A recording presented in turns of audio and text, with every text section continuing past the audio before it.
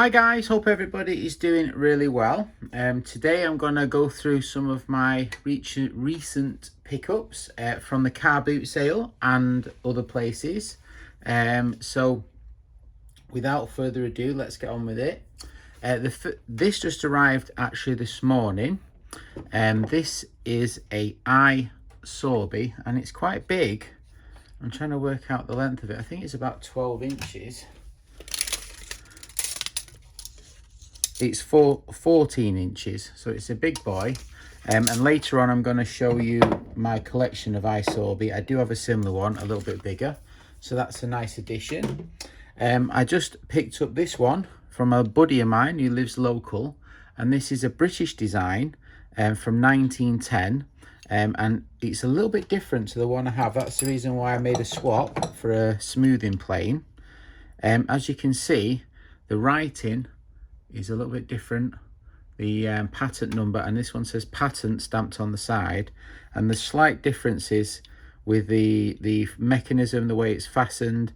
The actual wheel is different as well, so maybe this is a slightly earlier version. It's got a similar casting, but this one's got stamp registration, this one's more embossed, so I think this could be an earlier version of this one. So anyway, so I picked that one up as a swap, which was nice. I also picked up this very early, I believe this to be a Buddings design, with a double wedge. This wedge comes out and then this wedge can come up. I've never seen this design before. I did show the one recently which I picked up from Nash Rathbone, which is actually stamped Buddings on it. Buddings is from like the 1840s, 1850s, and I believe this to be somewhat of a very similar design, with a similar step down on the shaft of the spanner, a very similar head indeed, similar construction. The way it's I don't know if you can see the way the head is milled. It's very similar. So I think this is another Buddings design. It has had a repair, an early repair, maybe made out of brass welding, but I believe this to be another version of a Budding, so I was quite excited to pick that one up. I picked up this recently. This came yesterday. This looks to be a caliper, but quite an early one, and it was made, and I got this off my buddy Dave, and he also makes tin signs. So if anybody's interested, send me a message and I might be able to get you in contact. I'm going to show you the tin sign I picked up from him as well. But here you can see it's very, I think it's hand engraved and stamped, and it's all slightly like the 4 is a bit higher than the 5. So I don't know, I think it's got a bit of a handmade charm to it. And it's got an early maker's mark on it as well, so I thought that was a bit of fun. British made with a hole on the end. Now Dave makes tin signs. I saw a post of his on the Facebook group, and I'll be able to send you a link if anyone's interested.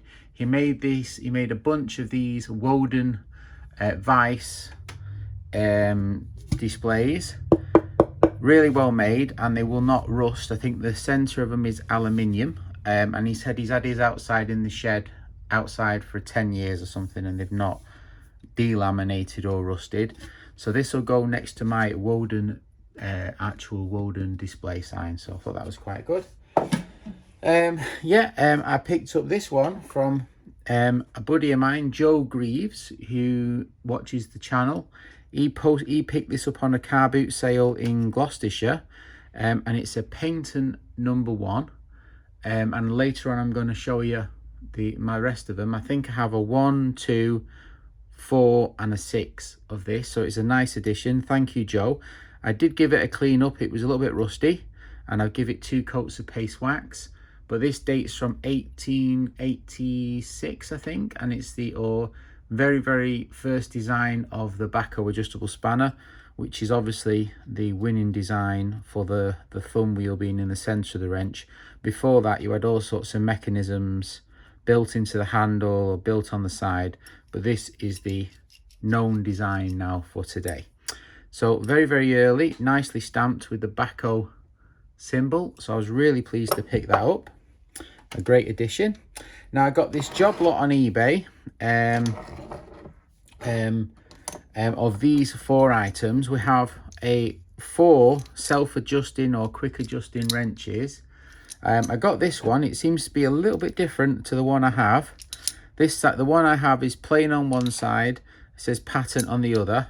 It's the same patent number, but this side says number 1 SW, and this is plain. So slight variances, so that's a bit of fun. We've got a fast fit, which I'm pretty sure I have this already, but a fast fit wrench. And then we've got a Cochrane speed nut wrench, made in the USA. And I think I've already got one of these as well. So Alex, if you want one of these, let me know. But this is a Cochrane speed nut wrench. But the reason I bought it was for this one, which is an earlier design. I do have some similar designs to this one. This one here, which has got a solid handle, slightly flared out. And then I've got 2 of this design, which has a bulbous end to it, like a palm swell. But this is a nice addition to that collection and a slightly different variant, so I was quite pleased to pick that up. So that's the reason I bought those, which was quite good. I did show one of these recently, which is a US design small vise from 1901, July 16th, 1901 patent date. And I picked up this one. This is the one I showed previously, which I got in a, but it seems to be a different variant with a clamp-on base. I haven't got time to research to tell you the name of the manufacturer, but I imagine if you type, I don't know, I forgot anyway. But a nice design, so I was really quite pleased with that. So a few interesting different spanners there, which I'm just briefly going through to show you before I put them away. I will show you the thing I got from the car boot sale, and I'll show you my Sorby collection and the backhoe together, and then we'll head off. First things first, I went to the car boot sale last Sunday, I believe. I only bought one thing tool related, and this was this backhoe Primus stove with its original tin, Primus stove tin. A little bit rusty, it's obviously been in the shed. What I really liked about it was this little Primus oil can. It's got some tools, it's got a nipple adjuster, and then it's got, I think it's got everything needed.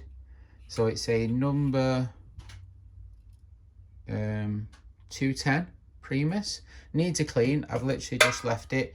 I need to somehow assemble it back into that box, but I thought it was a nice thing. I think I paid £35 for it. Seems to have most of the original parts, if not all the original parts. Some sort of cleaning thingy-mabobby. But yeah, so they're quite sought after, these still, and people still use them. Very, very good stove. So I thought you might enjoy that. So I'll show you the backhoe stuff next. So these are my 3 backhoe spanners, which I've managed to collect. And thanks to Joe, I have another example to add to the collection. So we have a number 1, 2, a number 4, and a number 6. Somehow they seem to drill a hole through the number, which is slightly annoying. But it's made in Oping, Vastadder in Sweden, and these are the Type 1 Generation 1 early backhoe spanners. So I was quite pleased with that. So thank you, Joe, for that. And I'll show you the drawer now. Right guys, so I made a slight mistake actually when I was putting them in the drawer. This is the one I already have, which I showed you, and this is the one I actually picked up. This is, I think this is a 12-inch, and the other one is a 14. But these are iSorby, and iSorby's was part of the Marples company, and they made many different designs, including this iSorby King Dick design. These are iSorby Marples, iSorby double adjusting spanners. And then we have some other, these ones up here are Palmer wrenches, and then these ones here are, these 2 are Matheson's, and then these are iSorby as well. You can see on the head, this is one of the early one from the 1860s, 1870s, iSorby. So my collection of sort of iSorby is definitely growing. So that's a nice addition. It was actually that one, I got confused. But basically the same thing, that one's just probably 1.5 inches smaller than the one I already got. Alright, so hopefully you enjoyed this video. Thanks for watching if you got this far. Take care, have a great day, bye bye.